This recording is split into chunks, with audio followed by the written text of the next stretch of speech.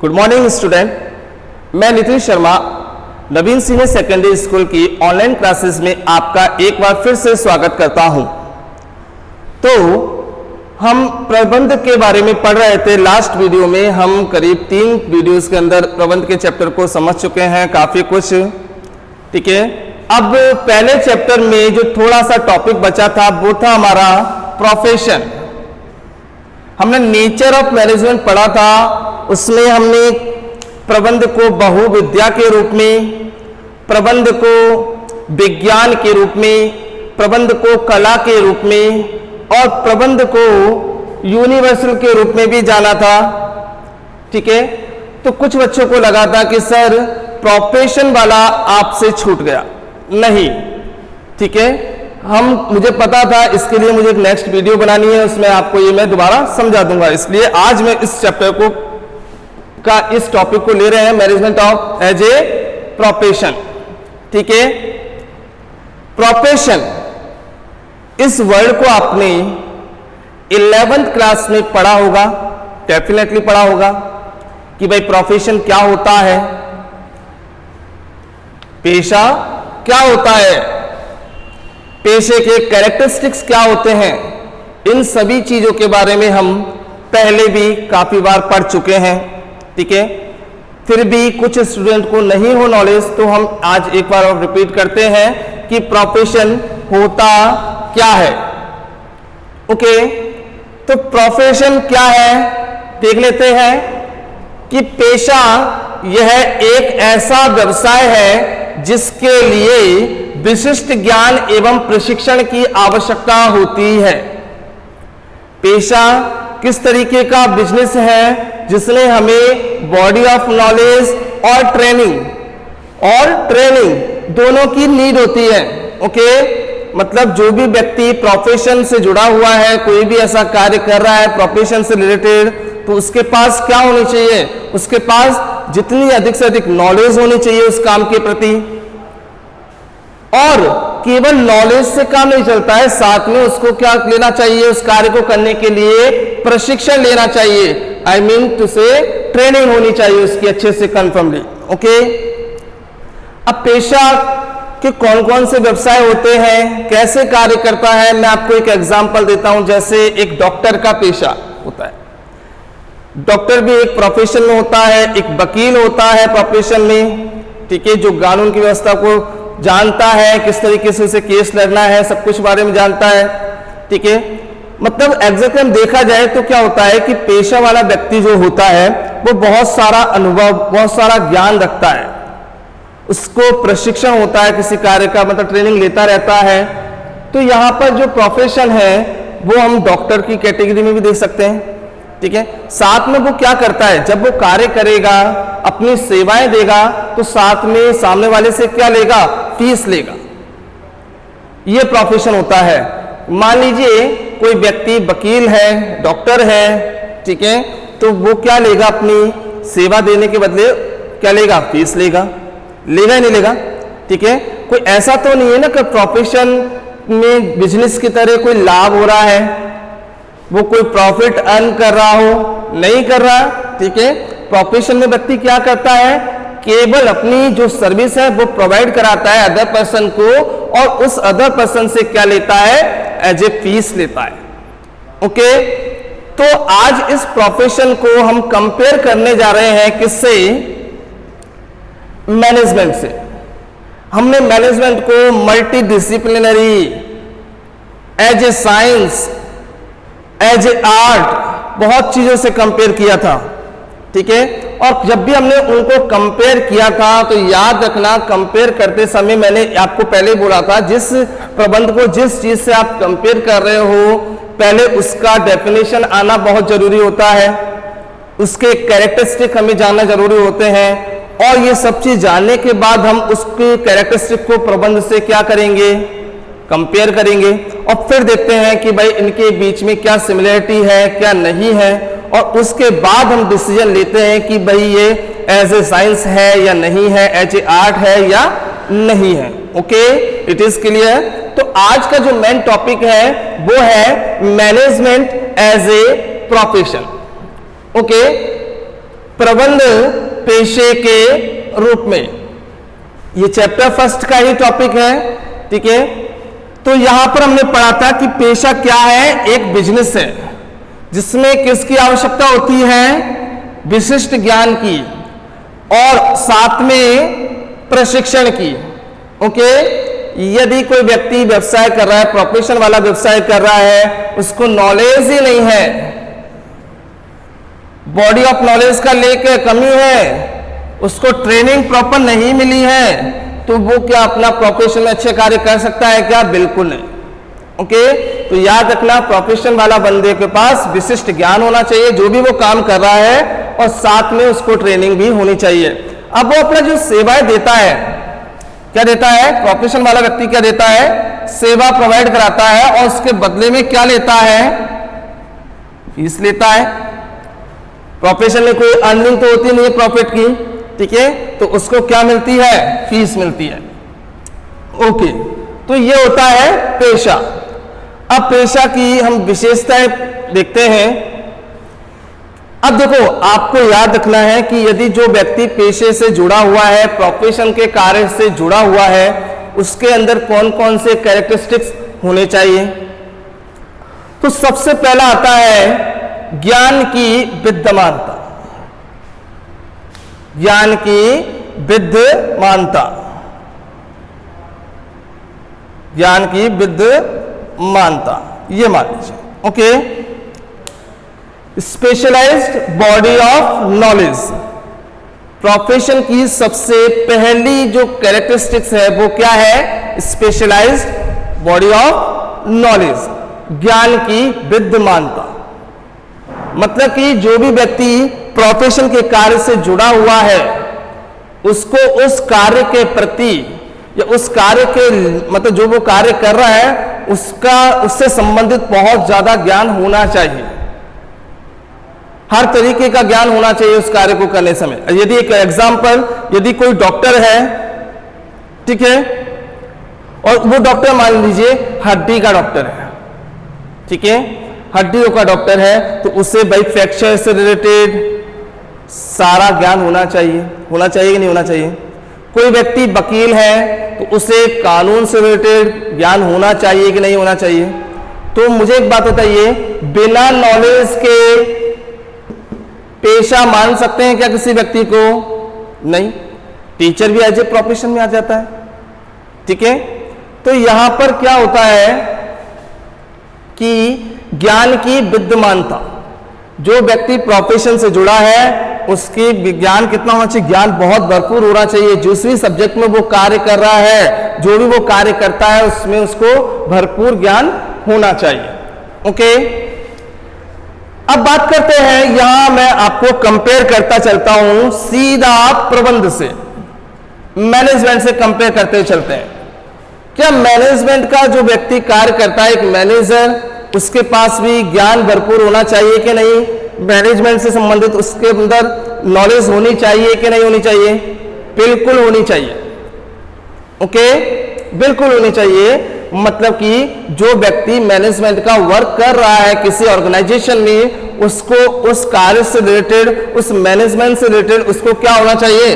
Knowledge होना चाहिए। Without knowledge वो क्या कर सकता है? कार्य कर सकता है क्या? नहीं कर सकता। उसके पास एक्सपीरियंस होना चाहिए कार्य करने का। ओके, तो मैं यहां देखता हूं, क्या ज्ञान की विद्यमानता प्रोफेशन में पाई जाती है? क्या ऐसा ही मैनेजमेंट में भी ऐसा है क्या? बिल्कुल, मैनेजमेंट में भी ज्ञान की आवश्यकता पड़ती है। आप जो भी कार्य कर रहे हो उसके बारे में आपको बहुत भरपूर नॉलेज होनी चाहिए, ठीक है। तो यहां पर मैं आपको एक बात बता देता हूं कि ये जो कैरेक्टरिस्टिक्स है प्रोफेशन की, पहली कैरेक्टरिस्टिक्स, वो बिल्कुल सही है, और यहां पर हम कह सकते हैं कि प्रोफेशन को एज ए मैनेजमेंट मान सकते हैं।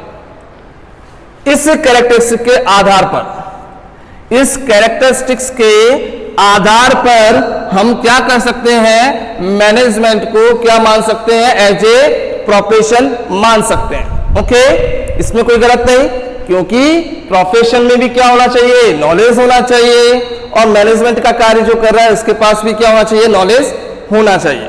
Okay, it is clear. अब आगे बढ़ते हैं हम हमने देखा यहां पर ये विशेषता तो मिल रही है, बिल्कुल सेम है। ओके, अब दूसरी बात करते हैं, औपचारिकता के रूप में ज्ञान की प्राप्ति। औपचारिकता के रूप में ज्ञान की प्राप्ति based on formal training. Okay, based on formal training. इसका मतलब आपको मैं बता देता हूं कि भाई एक होता है औपचारिकता, एक होता है अनौपचारिकता। एक फॉर्मल, एक इनफॉर्मल सिचुएशन होती है ऑर्गेनाइजेशन में। फॉर्मल में क्या होता है कि कार्य पहले से ही डिसाइड हो जाते हैं, निश्चित हो जाते हैं कि हमें इस कार्य को इस समय करना है, ठीक है। इनफॉर्मल में क्या होता है, कोई कार्य पहले से सेट नहीं होते हैं, सडनली हमें कोई डिसीजन लेना पड़ता है, वो इनफॉर्मल में चल जाता है। परंतु यहां पर जो कैरेक्टरिस्टिक की बात की जाती है, किसकी, प्रोफेशन की, तो औपचारिकता के रूप में ज्ञान की प्राप्ति मतलब कि क्या है, यदि आपको प्रोफेशन से रिलेटेड कोई डिग्री चाहिए, फॉर एग्जाम्पल यदि आपको डॉक्टर बनना है, तो डॉक्टर के लिए आपको कौन सी डिग्री की आवश्यकता है भाई, एमबीबीएस। आपको यदि वकील बनना है तो आपके पास क्या होना चाहिए, एलएलबी, ठीक है। यदि आपको डॉक्टर बनना है तो आपको एमबीबीएस करना पड़ेगा, इसकी उपाधि लेनी पड़ेगी, ठीक है। यदि आपको वकील बनना है तो एलएलबी की, है ना। तो इसी तरीके से क्या होता है कि इसने बोल रखा है कि प्रोफेशन में, जो प्रोफेशन का जो फंक्शन होता है, कार्य होता है, उसमें ज्ञान की प्राप्ति होती है एज ए किसी ना किसी डिग्री के अकॉर्डिंग। ओके, तो यहां पे ये बात की क्यों उसने, वो इसलिए कहा था, या औपचारिकता शब्द और आ रहा है, औपचारिकता का मतलब पहले से डिसाइड है, मैं यही तो बोल रहा हूं, औपचारिकता का मतलब पहले से डिसाइड किया हुआ है कि आपको यदि डॉक्टर बनना है तो आपको एमबीबीएस का कंप्लीट करना पड़ेगा, आपको वकील बनना है तो आपको एलएलबी पूरी करनी होगी, ठीक है। तो इस तरीके से हम कह सकते हैं कि प्रोफेशन का जो भी हम कार्य कर रहे हैं उसमें पूरा नॉलेज होना चाहिए उससे रिलेटेड, और उसकी क्या कर सकते हैं, ज्ञान की प्राप्ति भी की जा सकती है किसी न किसी तरीके से। अब कंपेयर करते हैं, क्या मैनेजमेंट की भी ज्ञान की प्राप्ति होती है क्या, बिल्कुल होती है। मैनेजमेंट में भी कई डिग्रियां हैं, जैसे कि भाई यदि आपको मैनेजमेंट का कार्य करना है तो आप एमबीए कर सकते हो, आप बीबीए कर सकते हो, ठीक है। ये डिग्री किस चीज के लिए है, ये आपके प्रोफेशन को झलकाती है कि आप क्या हो, मैनेजमेंट का कार्य जानते हो। यदि आपको मैनेजमेंट करना है तो आपको ये डिग्री ले सकते हो, आप बीबीए कर सकते हो, आप एमबीए कर सकते हो, ओके। पर क्वेश्चन क्या है कि भाई जैसे डॉक्टर को एमबीबीएस की डिग्री इतनी जरूरी होती है, वरना वो डॉक्टर नहीं बन सकता।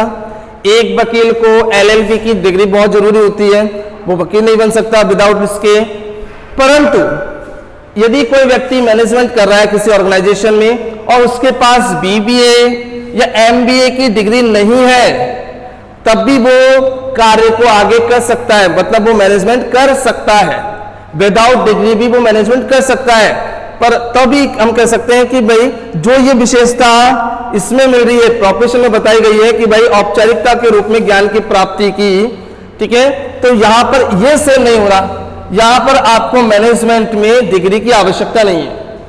डिग्री सरकार ने चालू कर रखी, भाई डिग्री के लिए सरकार ने बोल रखा है कि आप एमबीए बीबीए कर लो, ठीक है, हमें पता है। पर एक मैनेजमेंट आप देख लीजिए, कई ऑर्गेनाइजेशन ऐसे हैं जिसमें मैनेजमेंट कर रहे हैं, उनके पास क्या एमबीए की डिग्री होती है क्या, नहीं। क्या उन्होंने बीबीए किया हुआ था, नहीं।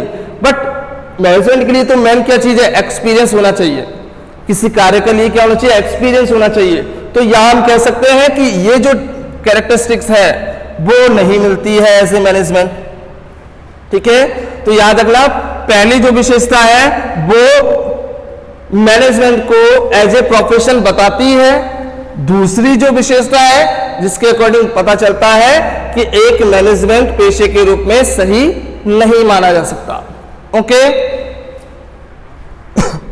उसके बाद तीसरी विशेषता के बारे में चर्चा करते हैं और फिर चेक करते हैं कि भाई एज ए प्रोफेशन है या नहीं। तो तीसरी विशेषता में लिखा हुआ है प्रतिनिधि संस्था, रिप्रेजेंटेटिव एसोसिएशन। याद रखिए, जो भी व्यक्ति प्रोफेशन से जुड़ा हुआ है, चाहे वो डॉक्टर हो, चाहे वो वकील हो, चाहे वो शिक्षक हो, ठीक है, सबके एक कुछ ना कुछ एसोसिएशन बने होते हैं। क्या बने होते हैं? एसोसिएशन बने होते हैं, संस्था बने होती है, ठीक है। तो कोई एक मैनेजमेंट की कोई संस्था है तो आप उससे जुड़ सकते हो, डॉक्टर वाली संस्था है तो आप उससे जुड़ सकते हो, ठीक है, जो आपकी आवाज को उठा सके, आपकी बातों को सरकार के सामने रख सके। तो इस तरीके की कई सारी संस्थाएं बनी हुई है, ठीक है। तो इसी तरीके से यदि हम मैनेजमेंट को देखें, क्या मैनेजमेंट के लिए भी कोई एसोसिएशन बनी है क्या? बिल्कुल बनी हुई है। इंडिया में भी बनी हुई है, अमेरिका में भी बनी हुई है, सब जगह कुछ ना कुछ एसोसिएशन बनी हुई है मैनेजमेंट के लिए भी। परंतु यहां दिक्कत क्या आती है कि जो व्यक्ति, आपको पता है कि आपके सामने कई संस्थाएं होती हैं जिसमें लोग मैनेजमेंट करते हैं, क्या वो लोग किसी ऐसी संस्था से जुड़े हुए हैं क्या? नहीं, नॉट कंपल्सरी। लोग जुड़ते हैं, कुछ लोग नहीं जुड़ते हैं। तो इस तरीके से हम कह सकते हैं कि जो प्रतिनिधित्व संस्थाएं होती है प्रोफेशन की, उसमें मैनेजमेंट की भी कुछ संस्थाएं होती है, मैनेजमेंट में भी ऐसे संस्थाएं, एसोसिएशन होते हैं, परंतु उनका उनसे जुड़ना, उनकी सदस्यता ग्रहण करना, इसके लिए कोई अनिवार्य कानून नहीं है।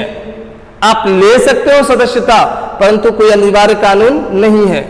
तो आपने देखा यहाँ फ्लेक्सिबल का रूप देख रहे हो कि कर भी सकते हो, नहीं भी ले सकते हो। तो भाई हम कह सकते हैं कि मैनेजमेंट को एज ए प्रोफेशन इस विशेषता के आधार पर भी नहीं माना जा सकता।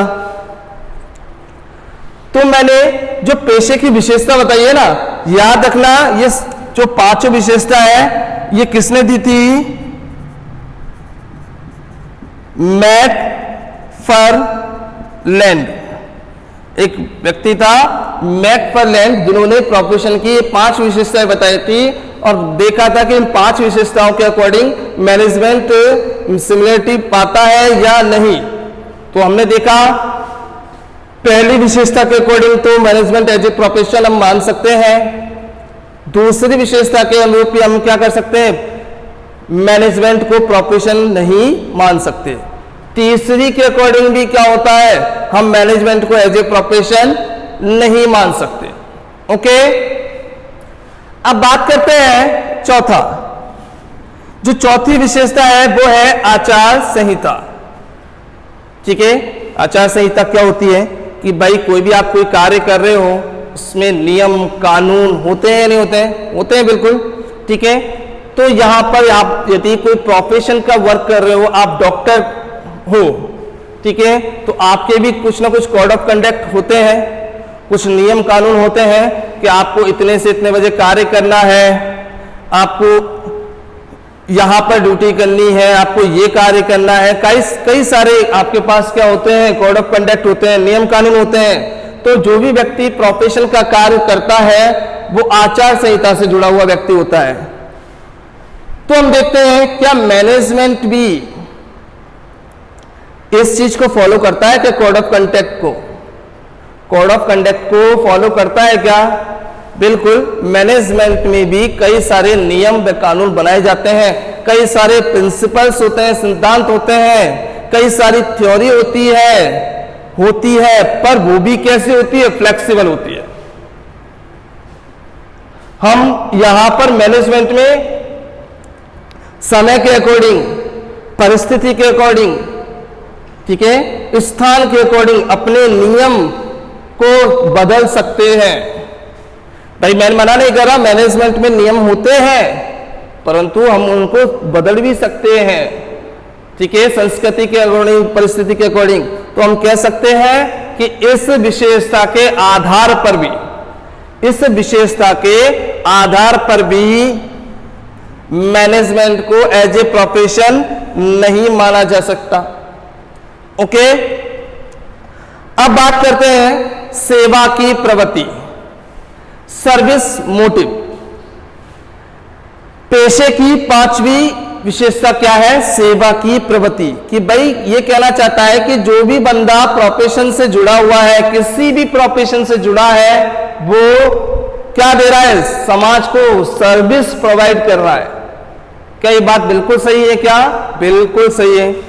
ठीक है, आज कोई भी हो, ठीक है, जो व्यक्ति प्रोफेशन से जुड़ा होता है वो क्या देता है? समाज को सर्विस देता है। ठीक है, और उस सर्विस के बदले में क्या लेता है? फीस लेता है। लेता है नहीं लेता है? तो यहां पर प्रोफेशन की जो प्रवृत्ति है कैसी मानी गई है? सर्विस की, सेवा की। ठीक है, तो यहां पर याद रखना, जैसे कि मैंने आपको पहले भी बताया था कि भाई व्यवसाय भी होता है, व्यवसाय अलग होता है, पेशा अलग होता है। व्यवसाय का मुख्य उद्देश्य क्या है? केवल लाभ अर्जित करना, समाज की आवश्यकताओं को पूर्ति करना, केवल लाभ अर्जित करना, इसी चीज पे कार्य करता है। जबकि प्रोफेशन में क्या होता है? प्रोफेशन में भी ये होता है कि भाई उसे क्या देनी है? सेवा देनी है, और सेवा के बदले में क्या लेना है? फीस लेना है। तो भाई फीस लेना और प्रॉफिट पर ध्यान देना, दोनों बड़ा डिफरेंट होता है। होता है नहीं होता है? बिल्कुल होता है। ठीक है, तो याद रखना कि प्रोफेशन कैसी प्रवृत्ति है? सेवा की, सर्विस मोटिव है। ठीक है, क्या अब देखते हैं, कंपेयर करते हैं, क्या मैनेजमेंट भी सर्विस की प्रवृत्ति में आता है? क्या बिल्कुल आता है। प्रोफेशन जो मतलब मैनेजमेंट को भी क्या बोलते हैं? सेवा की प्रवृत्ति में बिल्कुल लिया जा सकता है। तो हम कह सकते हैं जो ये पांचवी कैरेक्टरिस्टिक्स है सेवा की प्रवृत्ति, वो बिल्कुल मैच होती है इसकी विशेषता से, मैनेजमेंट की से। ओके, तो यहां पर हम क्या करते हैं? हमने देखा, यहां पर हमने टिक किया और कंफर्म कर दिया कि मैनेजमेंट एज ए प्रोफेशन है। तो याद रखना, पहली विशेषता क्या थी? ज्ञान की विद्यमानता। उसके अकॉर्डिंग क्या मैनेजमेंट एज ए प्रोफेशन है? यस या नो? यस। औपचारिकता के रूप में ज्ञान की प्राप्ति, इसके अकॉर्डिंग, इस विशेषता के according management as a profession है? नो, बिल्कुल नहीं। भाई रिप्रेजेंटेटिव एसोसिएशन, इस विशेषता के अकॉर्डिंग क्या मैनेजमेंट एज ए प्रोफेशन है? बिल्कुल नहीं। ओके, आचार संहिता, कोड ऑफ कंडक्ट की बात करें तो क्या यहां पर मैनेजमेंट एज ए प्रोफेशन है? बिल्कुल नहीं। ठीक है, उसके बाद आता है लास्ट में सर्विस मोटिव, सेवा की प्रवृत्ति। क्या इस विशेषता के आधार पर मैनेजमेंट एज ए प्रोफेशन है? बिल्कुल है। यस, बिल्कुल है ना। तो हमने देखा मैकफरलैंड ने जो पेशे की, प्रोफेशन की जो फीचर बताए थे, कैरेक्टरिस्टिक बताए थे, 5 कैरेक्टरिस्टिक बताए थे, उनमें से कुछ विशेषताएं तो मिलती है, कुछ विशेषताएं मैनेजमेंट से नहीं मिलती है। ठीक है, तो हम क्या डिक्लेयर कर सकते हैं इसमें? अब हम क्या डिक्लेयर कर सकते हैं? हम कह सकते हैं, लास्ट में कंक्लूजन निकाल सकते हैं, निष्कर्ष निकाल सकते हैं कि it may said management can't be fully profession. ठीक है, मतलब कि एक मैनेजमेंट को हम बिल्कुल प्रोफेशन के अकॉर्डिंग नहीं मान सकते कि प्रोफेशन है, कि हम मैनेजमेंट को पेशे के रूप में नहीं रख सकते बेटा, बिल्कुल नहीं रख सकते। ओके, मैनेजमेंट को प्रोफेशन के रूप में नहीं रख सकते। But what is would be profession, यानी मतलब कि मैनेजमेंट को क्या माना गया है? भावी पेशा जरूर माना गया है। कौन सा?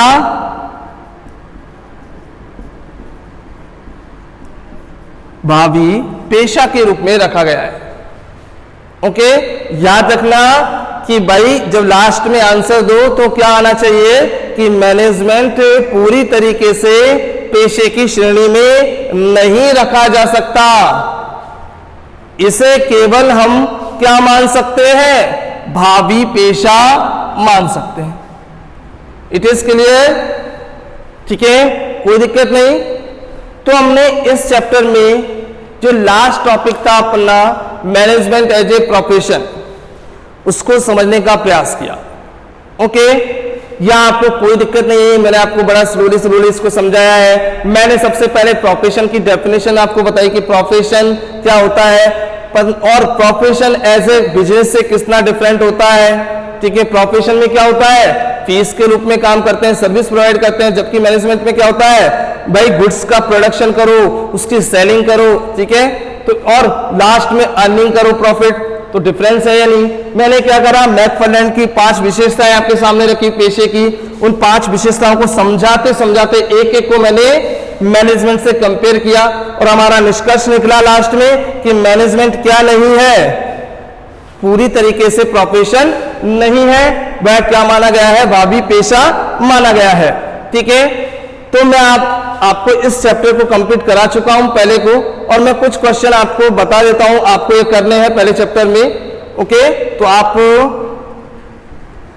वीडियो को पॉज करके आप उसे लिख सकते हो कॉपी में, जो क्वेश्चन मैं आपको लिखा रहा हूं।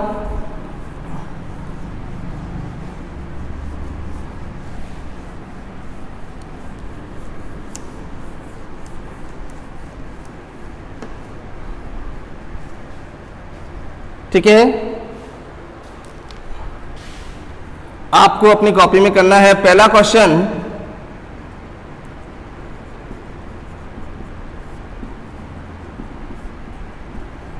पेशा क्या है, व्हाट इज प्रोफेशन। ओके, दूसरा क्वेश्चन आपको करना है, प्रबंध पेशे के रूप में, पेशे के रूप में समझाइए, explain management as a profession. ठीक है, और कुछ क्वेश्चन मैं आपको पूरे चैप्टर के अकॉर्डिंग दे देता हूं। प्रबंध की कोई 4 विशेषता लिखो, right any 4 characters of management. एक क्वेश्चन आप करना,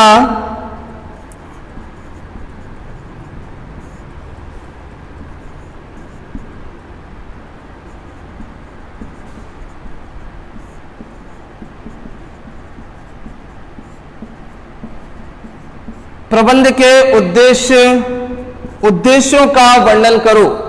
तो आपको ये बड़ा क्वेश्चन है, एक्सप्लेन करने हैं all objective of management. Okay, तो आप ये 4 क्वेश्चनों को आपकी कॉपी में करो। ओके, तो इसी के साथ मैं विदा लेता हूं, धन्यवाद।